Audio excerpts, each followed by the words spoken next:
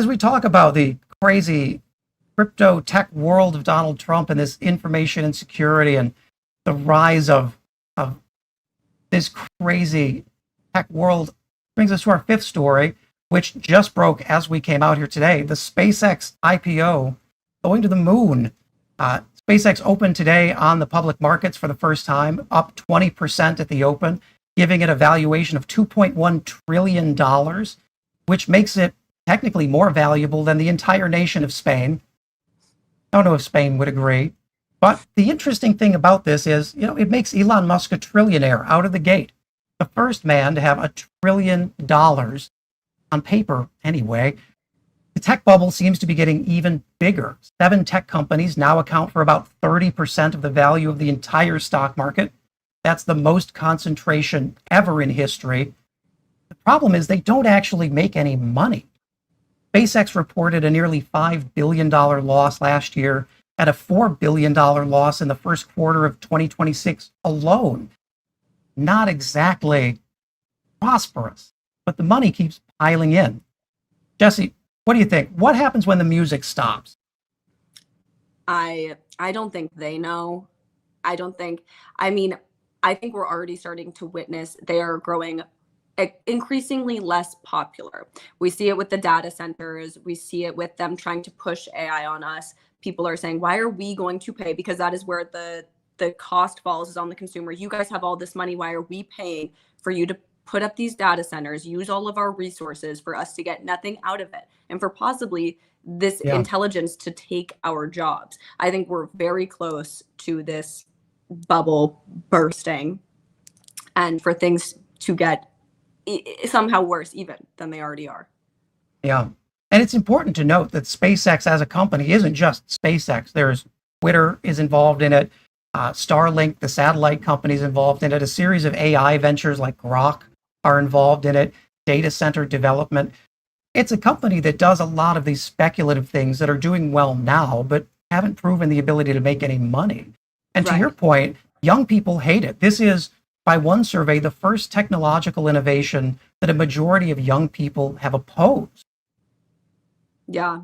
And I think it's increasingly, with the economy, frustrating for people to watch these people just make more and more and more money off of what? These aren't successful ventures for the most part. People aren't like, even Twitter is constantly at a loss from what Elon Musk bought it for. It's, where is this money coming from? And why are you deemed the person who gets to have it? Yeah. And New Yorkers obviously just loving Elon Musk and this SpaceX IPO. I think we have some video from earlier today out on the street outside the stock market.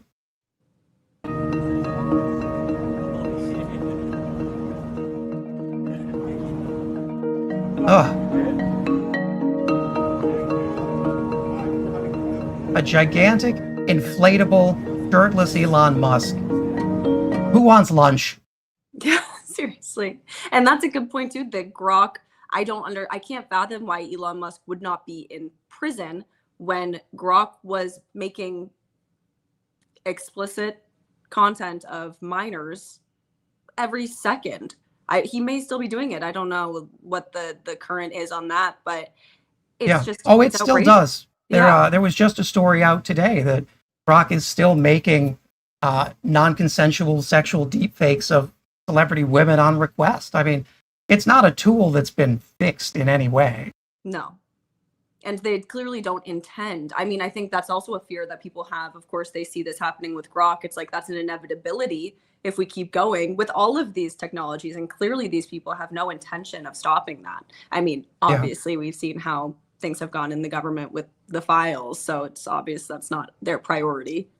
Yeah. How should people push back on this idea that Musk is now a trillionaire? I'm sure he's going to use that money for the good of everyone.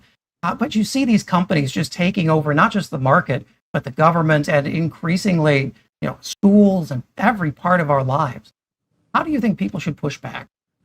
I think it sounds cheesy and it feels hopeless, but voting really, and investing your money wisely, I hate to say investing, but spending your dollars intentionally where you trust the company, small business or local or whatever it may be, that accompanied by voting is our best weapon. It Yeah. feels hopeful right now, the way that elections have been going. I think people were feeling defeated for a while, and we are, not, we don't have the tools at our disposal that these ultra elite wealthy people do. But that is something that we can do to just at least get us a little bit closer, to tax these people, to put regulations on AI, to fund our schools and our public resources. And if you take your dollars away from them, as marginal as it may feel, if enough of us do it, it will be impactful. Yeah. Regulating AI. Imagine that. Congress actually doing its job. But to your point, I mean, Democrats now have shown in the generic ballot they're doing their best performance in a generation. So if this tracks anything like what we're seeing, we should be in for something really big in November that should bring the kind of change that we badly need. And I think that also speaks to the point earlier about electing unsafe candidates. I think the more radical people that we put into these positions, the more likely we are to see actual steps in the right direction, not electing people who are going to play sort of by the rules or by the standard that Democrats have played by for however many years. We are seeing that it's possible to elect people like Zohran Mamdani, like perhaps Graham Plattner, Abdullah Syed running in Michigan. These people are there and they want to do the work, and we can make that possible for them. Yeah. Well, Elon Musk is a trillionaire and you are not, America. So